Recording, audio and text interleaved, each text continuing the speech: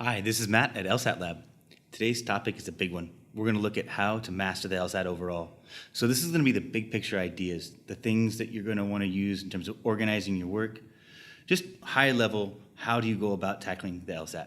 So what's on the LSAT? It's important to know that there are multiple choice sections. Right? There are 5 multiple choice sections and then a written essay at the end. And those 5 multiple choice sections comprise 2 sections of logical reasoning, 1 section of logic games, 1 section of reading comprehension, and then an experimental section that could be any of the 3 section types, whether it be logical reasoning, logic games, and reading comp. The experimental section is there to test future questions out, so it will be really hard for you to figure out which one is experimental during the middle of the section, during the middle of the test. You shouldn't even try. You should just basically attempt each section as if it counted and accept the experimental section as an opportunity. It's the price you pay for having questions written well for you. Right? All the questions that count on your test have been previously administered as experimental sections on previous tests. That way you know that the questions that you're facing are fair and that they know how students are going to respond to them. There aren't typos, there aren't errors, there aren't multiple answers that could possibly be correct. The sections that you're facing are clean because of the experimental section. At the end of the test, you have that written essay, and on test day, it'll look something like, well, for most test administrations, it starts at 9 in the morning, and then it's rapid fire, 35 minutes each section for the first 3 sections. You get a 10-minute break between sections 3 and 4, and then 4, 5, and 6 are consecutive as well. The 6th section is a written essay. It's not used in the calculation of your LSAT score. It is sent to every law school to which you apply. That said, it's not a terribly important part of your application. So focus first on the multiple choice sections and getting your score as high as you possibly can. If all goes well on test day, you'll be out of there by about 1 o'clock. It's about a 4-hour test. On the LSAT, they're measuring very specific things. The test is designed to see how well you will do in law school, or to predict how well you do in law school. They have regressed everything they can think of against your first-year law grades, or against students' first-year law grades. And no other factor has a higher statistical coefficient connected to your first-year grades other than a combination of your LSAT score and your GPA, which is why they use that in the admissions process. So what are they measuring? What are they trying to figure? They're trying to figure out whether you're going to be good in law school. And to be good in law school, you need to read a lot of information. You need to write clearly and coherently and in logical order. And you need to be able to think critically. You need to be able to evaluate the opposing arguments in order to be able to determine if either has made any logical errors in their reasoning. So how do they do that within each individual section? Within logical reasoning, they're measuring your ability to evaluate arguments. So given an argument, can you spot what is wrong with it? This way, it'll prevent you from writing bad arguments, and you'll be able to see holes in your opposing counsel's arguments. They're also asking you to make inferences. So based off of what you know, what follows logically from that? Essentially, these 2 tasks are asking you to find the missing piece in an argument. So, for example, if 3 plus 4 equals 7, that's the argument, right? We can look at each one of these tasks by removing a different piece of that argument. So 3 plus x equals 7, solve for x. What's the missing gap in that argument? That's asking you to evaluate the reasoning. Where's the hole in it? Or 3 plus 4 equals x, solve for x. That's kind of like asking you to make an inference that follows from the stated claims. So this is very formulaic in terms of the way in which these arguments are organized. And in some sense, there will be connections to mathematics in the way that they are organized. Logic games, they're measuring your ability to see things that are hidden. So organization is key because based off of the way that they describe and write these games, the better you organize information, the more clearly you can see hidden implications. And so they're asking you to follow those hidden implications or discover those hidden implications, apply rules to a given scenario to figure out what follows given those rules and the circumstances of that scenario, which is very much like following the law. The law is the application of a set of rules to situations. And that's what they're doing in logic games. Can you figure out whether the rules apply in the given case?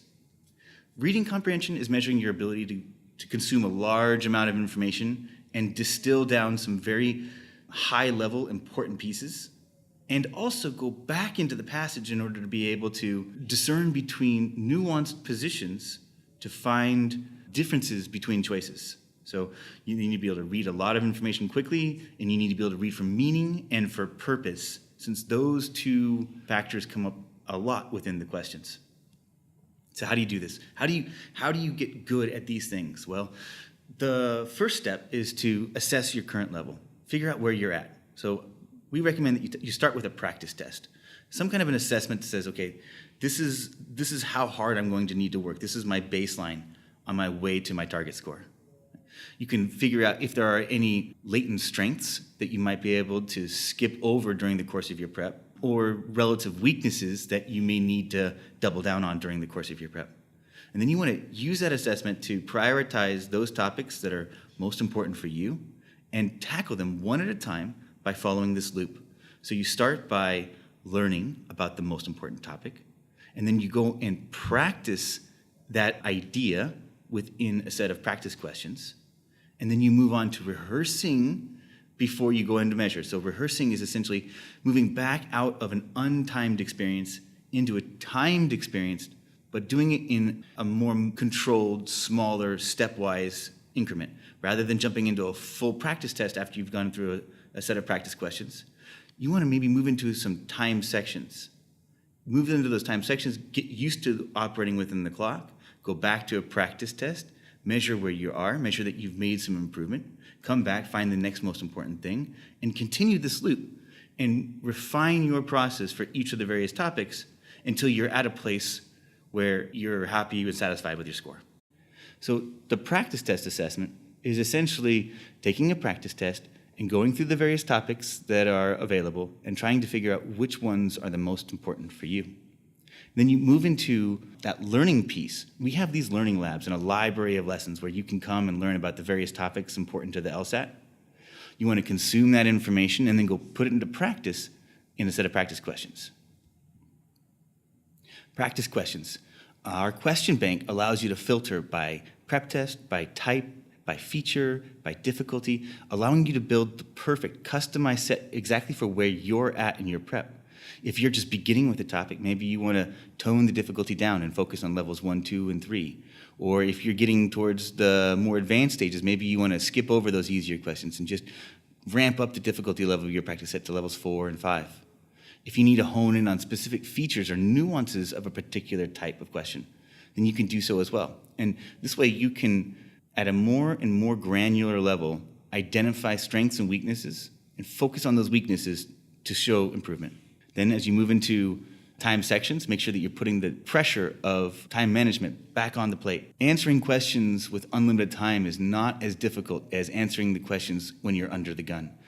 They intentionally give you less time than you feel like you need in order to answer these questions. So not only do you have to be good, but you have to be fast, which means you need to make the things that you know how to do nearly intuitive so that you don't spend a lot of time during the course of a section to think about how to do things next. You want it to become almost reflexive. Right? There's a couple of things you can look out for in time sections. One is any mistakes that you might make. For example, potentially you linger on a question for too long and you realize you should have moved on. Right? You're not forced to move beyond a specific question until the end of the section. But if you do that, if you get stuck on one and don't leave it, you're obviously going to hurt your score. So part of doing well on the LSAT is sometimes recognizing that this question is not the right thing for you to be working at the moment. It's better to leave this question behind and continue on with your work and come back to this one if and when you have time at the end of the section. In fact, it's very common for folks to skip question 2, maybe even 3 questions. After they've gotten it down to 2, they can't decide. They pick one, mark it, and move on. Sure, they don't feel very confident in their answer. They'll get it to something, pick something, and move on. But they'll put a big fat star next to it, come back to it later on. And good section manage it both in pacing, so knowing when to move fast earlier on and slow down later on over the course of the section. Right? What you don't want to do is move too slow as you're moving through the easy questions. And then realize that you're running out of time as you get to the harder questions. You need to gun it at the beginning of the section. You need to move through those very quickly so that you do have the time to work through some of those harder questions as you get towards the second half of the section. So after your time sections, you come back to a practice test, you identify your strengths and weaknesses again, monitor your improvement, and keep that loop going. So a good practice test schedule. There are a couple of different opinions on this. Here's one good version of it, where let's say if you're going to use 3 months to prep for the LSAT, that in the beginning, you don't necessarily want to be taking a practice test every week or even every day. You really want to give it space in between those practice tests to allow yourself the time to review topics and to grow. Right? Then, you don't necessarily need to wait until you've reviewed all of the topics before you take another practice test. You do want to make sure that your efforts are paying off, but you only want to check in on that occasionally. So maybe you take a practice test every couple of weeks, maybe every 3 weeks or so, when you're 3 months before the LSAT. And then when you get to 2 months before the LSAT, you want to increase that just a little bit, because you do still need time for continuing to learn the various topics, but you also need to start building that rhythm of taking a practice test and building up the endurance that it takes to complete one of these. At a 4-hour test, when you're moving as fast as you are on the LSAT, there is an endurance factor. You need to be mentally strong in order to get through it and not fade towards the end of the test. And so you want to start to build that up by taking more and more practice tests. But again, taking a test does not lead to improvement. It simply measures whether you have improved. And if you're taking too many practice tests, what you'll find is that you don't give yourself the space to make that improvement, and you'll get the same score again and again and again. You'll plateau. You need to include modes of preparation that are about learning and practicing in between these practice tests. And then as you get to the last stretch before the LSAT, let's say the month before the LSAT, then you want to ramp that up even more to like maybe a practice test every single week. Now, some people might even double this schedule. So instead of taking one every 3 weeks, 3 months out, they might take one every week or every other week. And then 2 months out, maybe taking one every week, and then maybe 1 month out, taking 2 per week. There isn't one answer that's right for everyone. So I would suggest that you listen to what your natural rhythm says to you. If you need to take more tests in order to feel like you're making progress, if you feel like endurance is something that you really need to practice and ensure, then maybe you do want to take a heavier load of practice tests. But you also want to be remembering that you're taking sections under time conditions. So if you're taking, let's say, 2 tests per week, and you're also taking 2 days and setting those aside for time sections per week, that's 4 days a week set aside to time sections and practice tests in the last month before the LSAT. And that doesn't give you much time to grow. So you want to keep in mind that time sections and practice tests give you opportunity to rehearse and measure, but you still need to fix the problems that you identify from your assessments on your practice tests. So in summary, you want to start with a practice test, identify your baseline, identify your priorities, and then use learning labs in order to review the various topics, consume as much as you can on each topic, and then hit the question bank. Focus on identifying and visualizing those key points from the lesson within the practice questions, which are identified in the solutions therein, and then come back to time sections. Ramp up your pacing a little bit, get a complete section under your belt with the time pressure, practice your section management, and then come into a full-length practice test to re-identify the priorities going forward. So that's it for the overall process for getting better at the LSAT. See you next time.